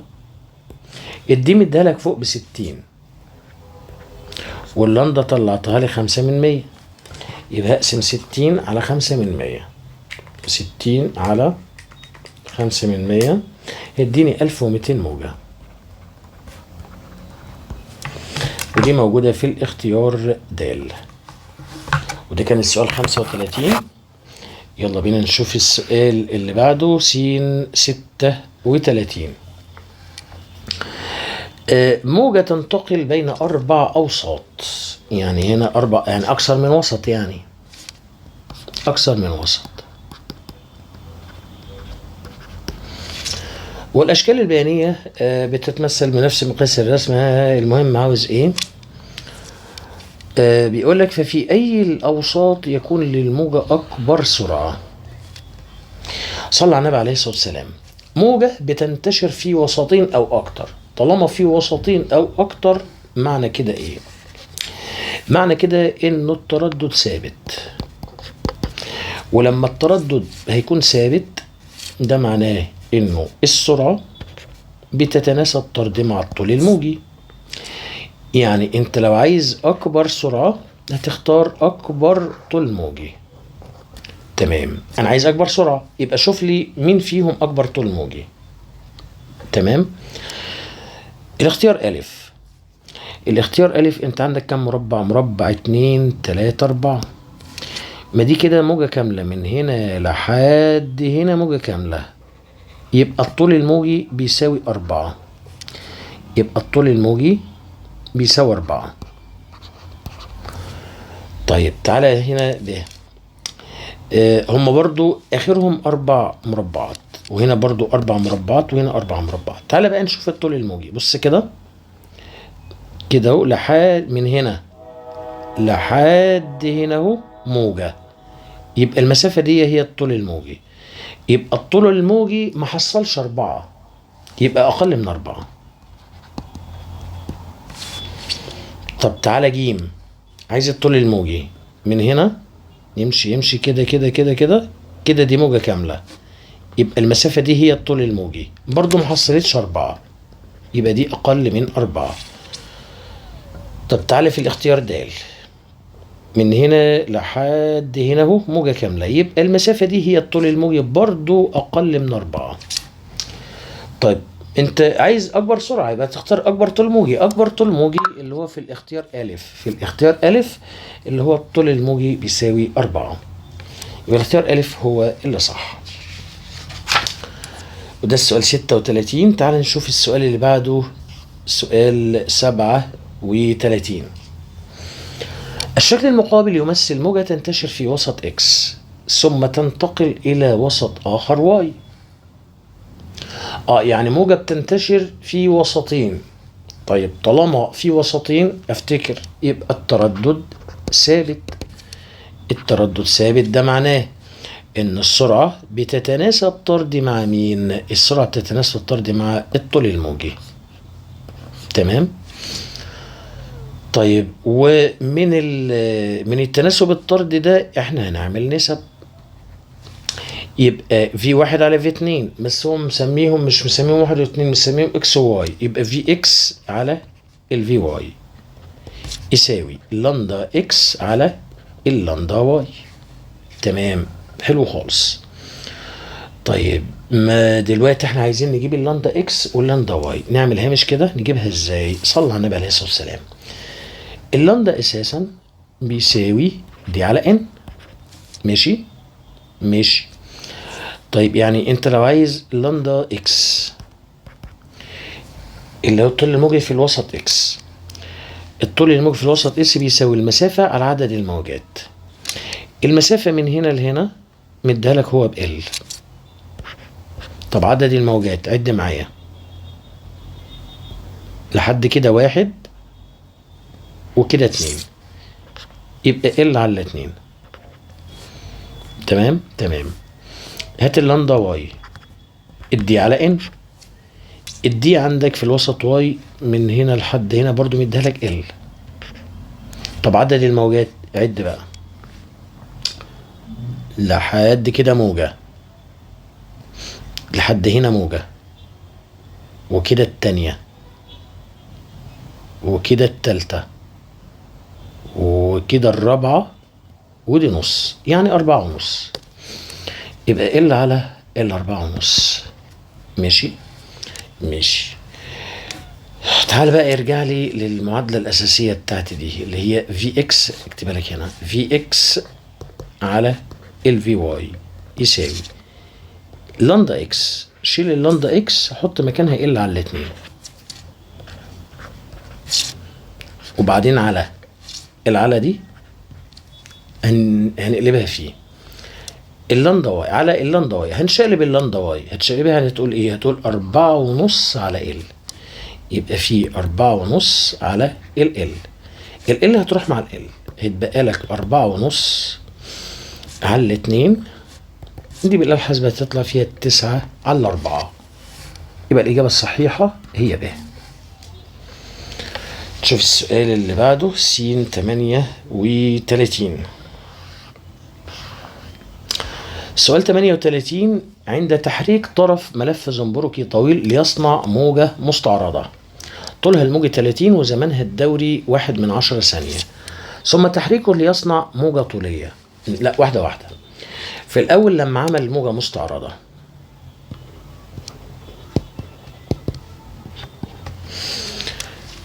كان الطول الموجي ب30 سم صح؟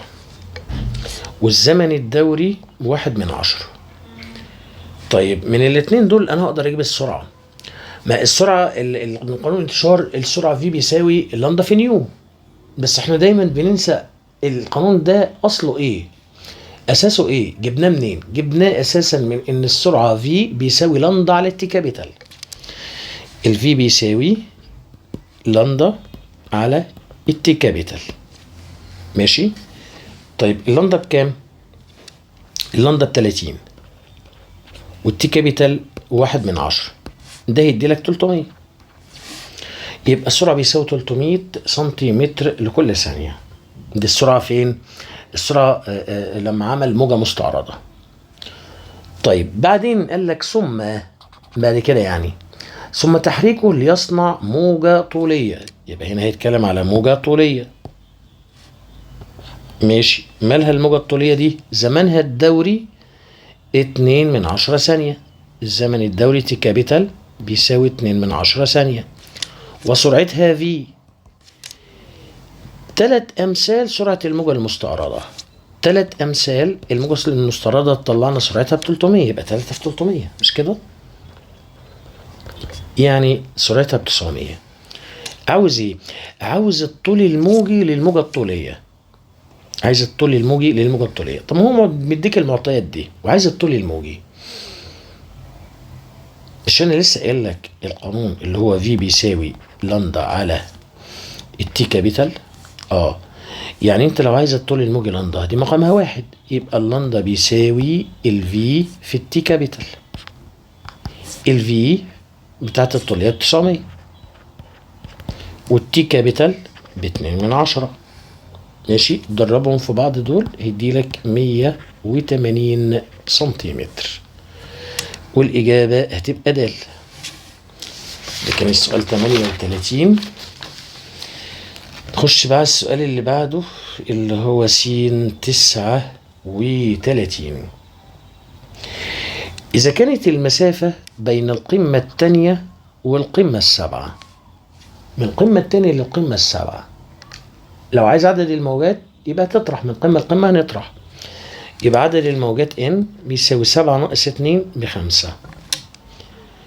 المسافة دي اللي هي من القمة الثانية للقمة السابعة بكام؟ ب20 متر. يبقى دي ب20 متر. يبقى ال20 يبقى ال5 موجات شغلوا مسافة 20 متر. ماشي.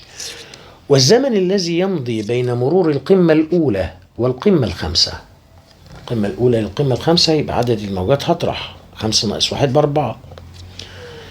الزمن بتاعهم كام؟ 1/10 ثانية. يبقى التي بيساوي 1/10 ثانية. أول حاجة عايز الطول الموجي.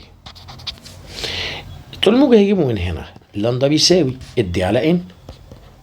الدي ب20 والان ب5، فده هيدي لك 4 متر.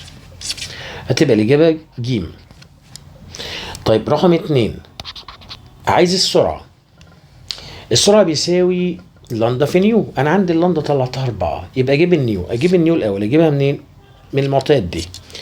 النيو بيساوي ان على التي.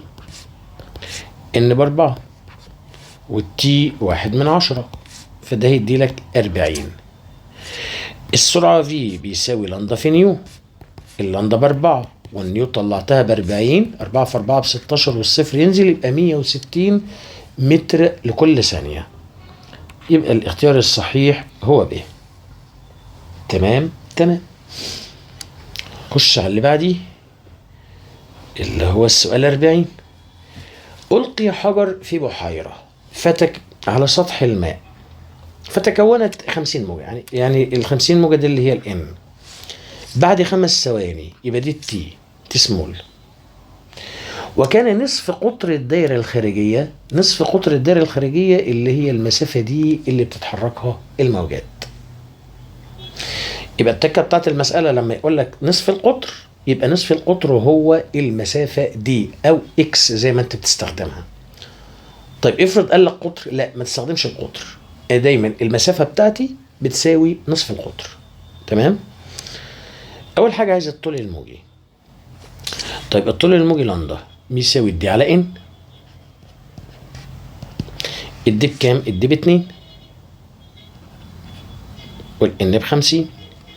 طيب 2 على 50 هدي لك 4/100. يبقى الاختيار ألف. طب عايز التردد نيو. النيو بيساوي الان على التي. الان 50 موجة طيب والتي بخمسة، 50 على 5 فيها 10، يبقى 10 هرتز. بس كده يبقى الإجابة ب. بعد كده عايز السرعة. طب ما هو في بيساوي لندا في نيو.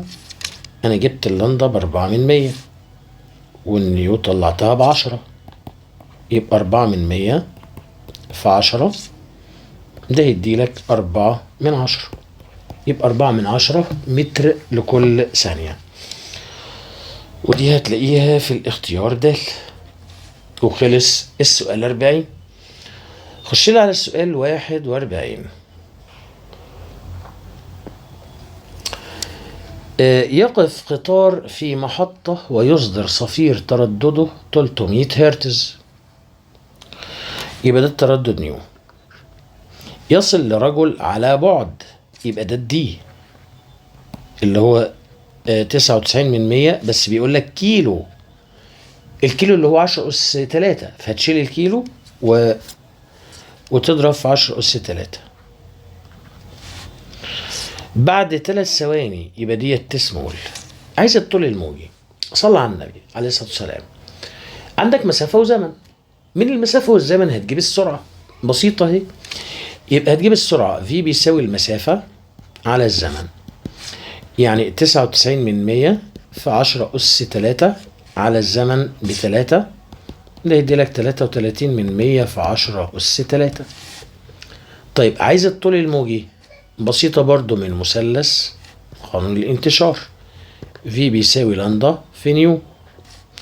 يبقى الطول الموجي لندا بيساوي في على مين؟ في على نيو.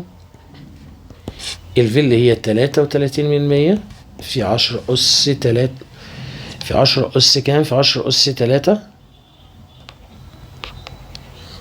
على النيو اللي هي 300. بس كده اقسمهم على بعض. انا قسمتهم بالآلة الحاسبة طلعت معايا 1.1 متر. تبقى الإجابة ألف. طيب خش اللي على اللي بعده س 42. سؤال 42 بيقول لك الشكل المقابل يمثل شوكة رنانة ترددها 200، يبقى ده التردد نيو. طرقت بالقرب من أحد طرفي أنبوبة مفتوحة الطرفين، طولها 8. تمام. دلوقتي لما يكون عندي شوكة رنانة وأعمل لها طرق كده، هتلاقيها تقول لك زن. الزن دي يعني هيطلع منها موجات صوتية. فاللي حصل إيه؟ فوصلت بداية الموجة الأولى إلى نهاية الأنبوبة عندما كانت الموجة الثابتة على وشك الدخول. لا أفهم. بص، لما طرقت الشوكة طلعت موجات صوتية. الموجات الصوتية دي ماشية ورا بعض كده زي ما يكون قطر. الموجة الأولى وراها الموجة الثانية وراها الموجة الثالثة والرابعة والخامسة والستة وهكذا. فهو بيقول لك لما الموجة الأولى وصلت لنهاية الأنبوبة كانت الموجة الثابتة على وشك الدخول، يعني هتدخل بس لسه ما دخلتش، قاعدة مستنية بره. يبقى اللي مستنية بره الموجة السادسة. يبقى اللي دخلت جوه هنا يبقى اللي موجودة جوه الموجة الخامسة. يبقى جوه الأنبوبة عندك الموجة الأولى والثانية والثالثة والرابعة والخامسة، يبقى 5 موجات. يبقى جوه الأنبوبة 5 موجات. الN بيساوي 5. ال5 موجات دول شغلين المسافة دي. المسافة دي اللي هي ايه؟ اللي هي طول الأنبوبة اللي هو مديلك 8 متر. يبقى المسافة دي أو إكس. مش كل مرة أقول لك هما بيستخدموا إكس أنا بستخدم دي يا أخي.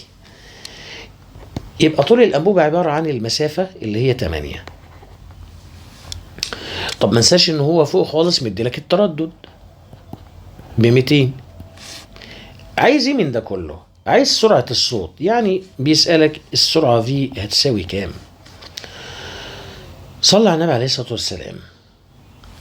بص كده، بص من الاتنين دول، من الدي والان اقدر اطلع الطول الموجي ازاي؟ انت عارف انه الطول الموجي لندا بيساوي دي على ان، صح؟ الطول الموجي لندا بيساوي دي على ان. الدي اللي هي ب8 والان ب5. طيب 8 على 5 هتطلع 1.6، يبقى ده الطول الموجي. هو عايز السرعة، ولا يهمك يا غالي من قانون الانتشار. طب والله مش محتاج مثلث بقى، يعني بسهل خالص، فمش محتاج. ال في بيساوي اللندا في نيو، معلش عشان انا متعود بس ايه ابسط للطلبه خالص. يبقى ال في بيساوي لندا في نيو. اللندا طلعتها لي 1.6 اللي هي دي، في النيو مديها لك فوق ب200، ضربهم في بعض هيدي لك 320 متر لكل ثانيه. خلاص يبقى دي كده موجودة في الاختيار د. ده كان السؤال 42. خش لها السؤال اللي بعده. السؤال كام؟ 42. طب والله معلش السؤال 43 اتاكل، يبقى خش على السؤال 44 بقى. السؤال اللي بعده س 44. موجة ترددها دي نيو، طولها الموجي يبقى دي لندا، تنتشر في وسط اسمه الوسط 1، فإذا انتقلت إلى وسط 2، يعني نفس الموجة كانت ماشية في وسط وراحت لوسط تاني، يعني كده الانتشار في وسطين. الانتشار في وسطين معناها إنه التردد ثابت.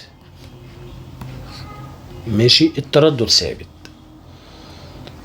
فإذا كان سرعتها في الوسط الثاني 30، فإنه في الوسط الثاني التردد قلنا ثابت، كان 100 هيصبح 100، يبقى التردد هيبقى 100.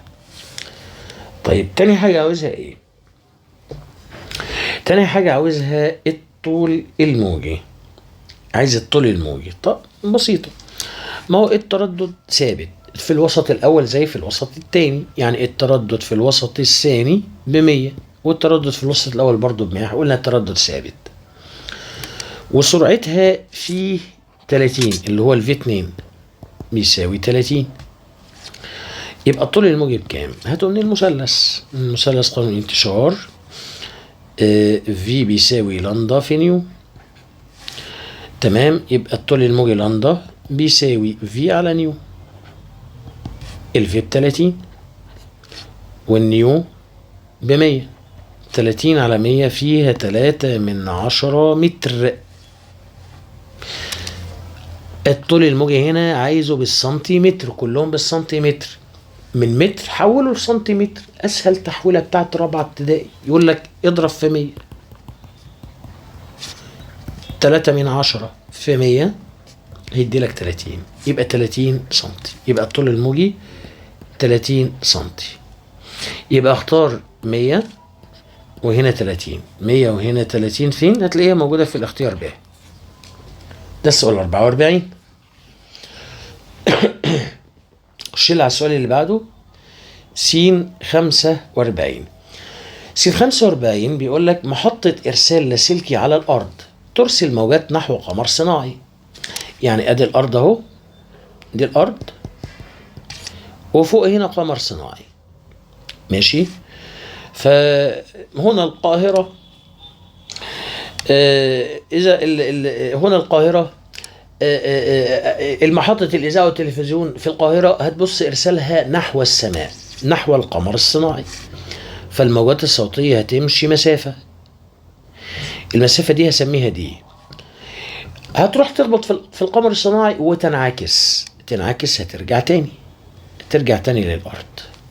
المهم قال لك محطة إرسال لاسلكي ترسل موجات نحو القمر الصناعي بسرعة، يبقى دي السرعة V، وبعد مضي 3/10 ثانية يبقى ده الزمن T، استقبلت المحطة الموجات المنعكسة من القمر الصناعي. عايز المسافة بين محطة الإرسال والقمر الصناعي، يعني عايز المسافة دي ما بين الأرض والقمر الصناعي. طب صلى على النبي عليه الصلاة والسلام. السرعة بيساوي المسافة على الزمن. المسافة اللي مشيتها الموجات طلعت فوق مسافة دي ونزلت تحت انعكست مسافة دي، يبقى دي ودي 2 دي، أخدت زمن تي.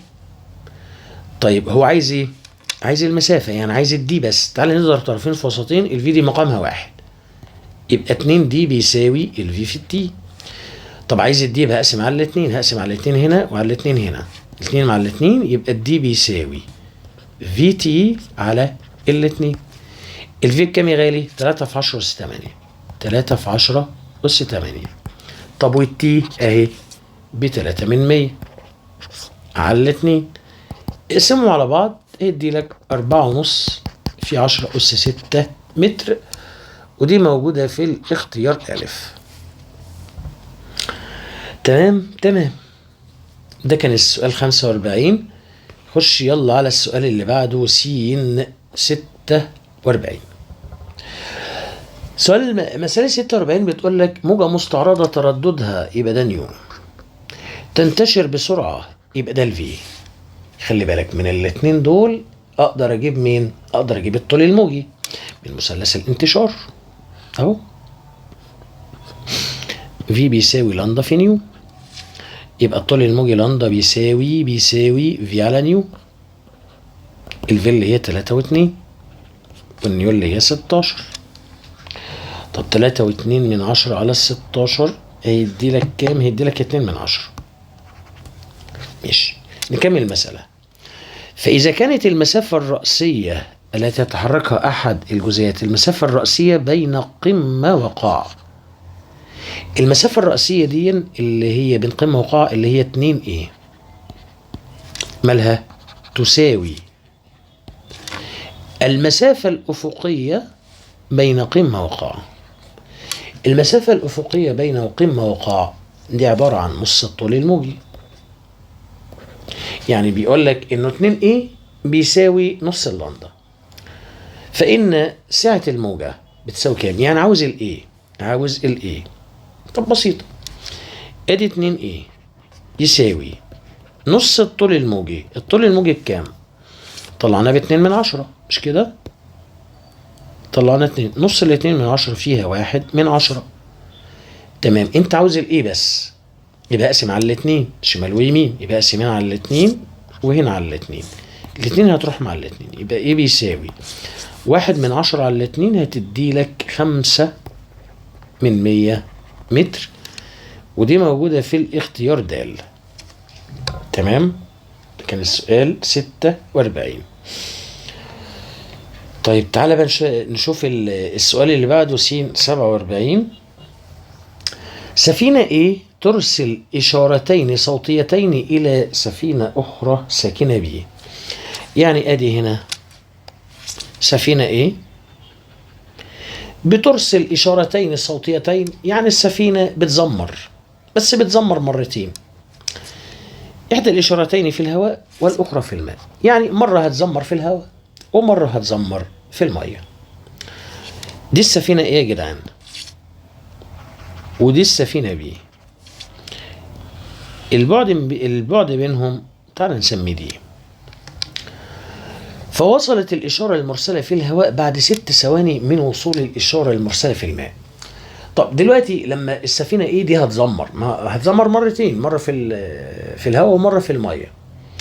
سرعة الصوت في المية أكبر. تمام. يبقى الإشارة دي هتوصل، اللي في المية هتوصل الأول وبعديها توصل الإشارة اللي في الهواء. تمام.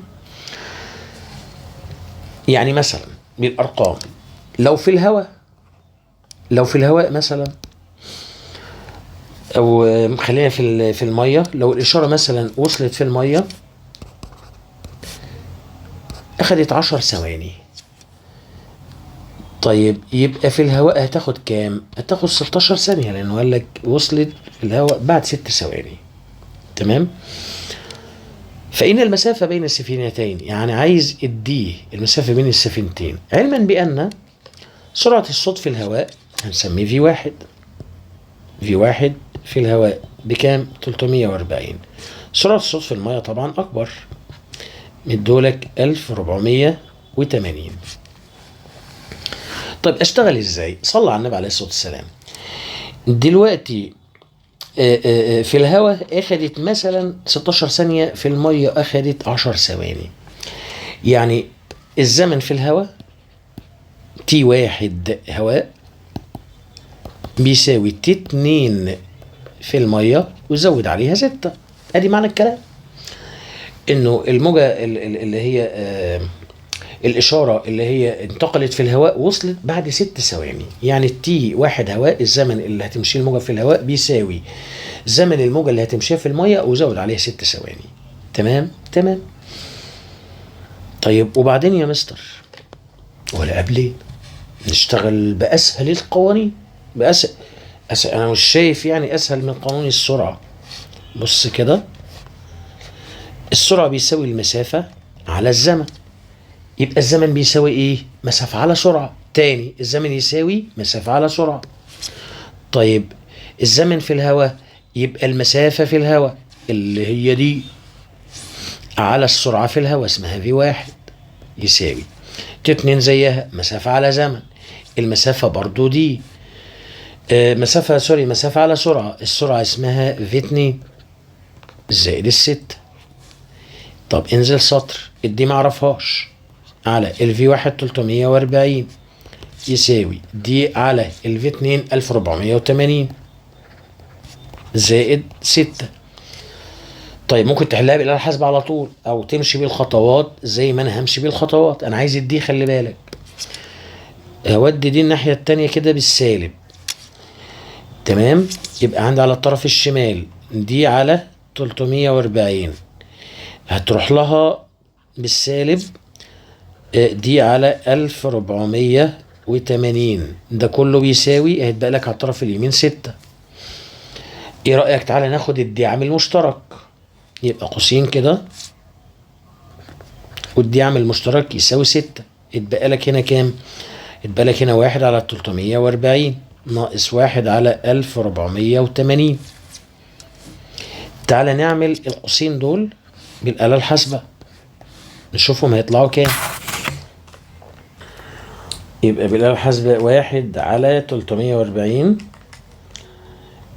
ناقص شرطة كسر 1 على 1480 يساوي، اعمل اس دي، طلعت معايا 2 علامة عشرية 2 7 في 10 أس سالب 3 دي يساوي 6.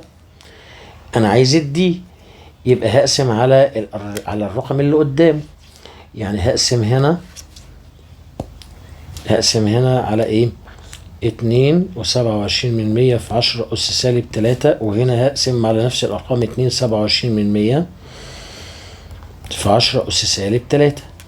فاللي هيحصل دي مع دي ودي مع دي، هيتبقى لي على الطرف الشمال دي بس بيساوي، اقسم دول على بعض، نقسمهم على بعض 6 على 2 و27 من 100 في 10 أس سالب 3. طيب طلعت معايا كام؟ طلعت معايا 2 28 و8 من 10. طيب اعمل اس دي، يعني 2 و82 من 100 في 10 أس 3. مش بخترع بالآلة الحاسبة والله. 10 أس 3 دي كيلو، يعني دي كلها بالمتر. شيل 10 أس 3 وحط متر، يبقى 2 و82 من 100 كيلو متر. 2 و82 من 100 كيلو متر موجودة، 2 و82 من 100 هي الإجابة ب. بس اللي حصل بس ايه؟ تقريب مش اكتر ولا اقل. يعني عارف انت لو خدت رقم 1 بعد العلامة هتطلع بنتيجة مختلفة عن النتيجة دي، لو خدت رقمين بعد العلامة هتطلع بنتيجة برضو ايه؟ مختلفة عن الباقيين. فالمهم الاقرب للصح هي ب. طيب خش لي على السؤال اللي بعده اللي هو س كام؟ س 48. لسه مش عارف تحل مسائل الفيزياء؟ بفضل الله والحمد لله قدرنا نطلع طلبة تقفل المادة. طب هنساعدك ازاي؟ منصة داتا فيزياء لمستر رشوان. الشرح هينزل كامل على المنصة، كل ملفات الشرح هتترفع لك عشان تبقى كأنك قصاد المستر. واجب كل حصة وفيديوهات مخصصة لحل الواجب، امتحانات شاملة على كل فصل، خطة مراجعات نهائية تخليك تقفل المادة. وده غير طبعا اننا هنحل معاك كتاب الامتحان والوافي كامل مجانا. طب لو عايز تشترك تعمل ايه؟ تسجل على لينك المنصة وتتواصل مع الرقم ده واتس، او كلمنا على رسائل الصفحة.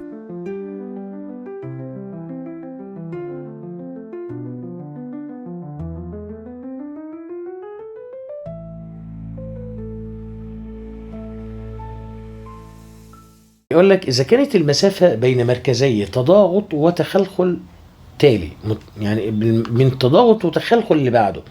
طب ما المسافة دي عبارة عن نص الطول الموجي. قال لك المسافة دي بيساوي 15%. من تضاغط لتخلخل المسافة دي قلنا نص طول موجي، يبقى نص طول موجي بيساوي 15%.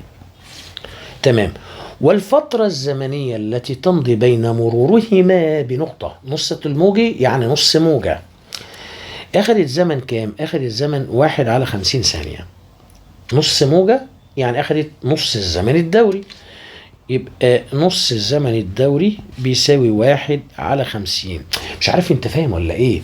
ما هو بيقول لك ما بين تضاغط وتخلخل. تضاغط وتخلخل دي المسافة عبارة عن نص طول موجي، لأن من تضاغط وتخلخل نص موجة. طيب وزمن النص موجة بيساوي نص الزمن الدوري. تمام.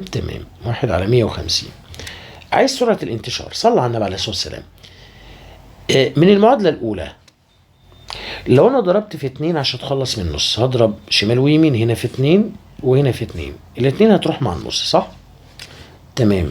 يتبقى لك اللندا بيساوي 15% في 2 يعني 3/10. طيب المعادلة اللي تحت لو أنا عايز التي كابيتال هتخلص من النص، فهضرب في 2 شمال ويمين. تمام، يعني هضرب هنا في 2 وهنا في 2. ماشي، فالاتنين هتطير النص، يتبقى لك على الطرف الشمال تي كابيتال 2/150، ما تطلع فيها 1/75. زي الفل. طب هو عايز السرعة. أساسا قانون السرعة في بيساوي لندا على التي كابيتال. لندا اللي هي كام؟ اللي هي 3/10 اهي، على، شايف العلى دي؟ هنعملها فيه ونشقلب التي كابيتال، يبقى 75/1. 75/1. الواحد أساسا ما بيكتبش، ملوش لازمة. تمام، يبقى تضرب 3/10 في 75، يبقى 3/10 في 75%، يدي لك 9/40. يعني كام؟ يعني كام والله زي ما تطلع معانا طلعت 0 علامة القلم، 0.225. تمام. بس أنا ليه عملتها 75% في الآلة الحاسبة؟ لا، استنى. 3/10 في 75 في 75، مفيش 75%، غلطة من سهوا يعني. تطلع 45 على الاتنين، 45 على الاتنين فيها 22. هات القلم تاني. 22.5، يبقى 22.5 متر لكل ثانية، ودي موجودة في الاختيار ألف. ده السؤال 48. يلا بقى يا غالي خش لي على آخر سؤال اللي هو س 49. بيقول لك الشكل البياني المقابل يمثل العلاقة ما بين، عندك العلاقة ما بين الإزاحة اللي هي إزاحة الجزيئات فوق وتحت، والمسافة الأفقية اللي بتتحركها الموجات. المهم بلاش كتر كلام. فإذا استغرق أحد جزيئات الوسط زمن t لتكون إزاحته 4 سنتي، يعني في جزيء عمل إزاحة 4 سنتي. انت عارف ايه هي الإزاحة ال4 سنتي؟ ال4 سنتي دي اللي هي السعة. ال4 سنتي هي السعة، يعني الجزيء وصل لأقصى إزاحة، يعني عمل سعة. طب الجزيء لما بيعمل سعة، ساعتها تتكون ربع موجة، ساعتها هتلاقي الموجات هتنتشر مسافة. المسافة اللي هتمشيها الموجات عبارة عن ربع الطول الموجي، وهتاخد زمن. الزمن اللي هتستغرقه عبارة عن ربع الزمن الدوري. طيب هو عاوز ايه بقى؟ عاوز ايه؟ عاوز المسافة. بيقولك فإن الموجة خلال الزمن تي تتحرك مسافة كام؟ طب ما هو المسافة يا جدعان عبارة عن ربع الطول الموجي، فاحنا نشوف الطول الموجي الأول. ماشي؟ الطول الموجي أسهل حاجة. الطول الموجي هو المسافة بين قمتين متتاليتين. أدي قمة وأدي قمة، المسافة ما بينهم من 40 ل 80. تمام؟ يبقى الطول الموجي 80 ناقص 40 فيها 40 سنتيمتر. يلا بقى هات لي ايه؟ هات لي المسافة دي، تعالي لي يا بطة هنا. يبقى المسافة بيساوي ربع الطول الموجي. ربع الطول الموجي اللي هو 40، ربع ال40 هيدي لك 10 سنتيمتر، ودي موجودة في الاختيار ألف. وبس كده أنا خلصت معاك درس الحركة الموجية. انتظرني بقى في فيديوهات أخرى قادمة. والسلام عليكم ورحمة الله تعالى وبركاته.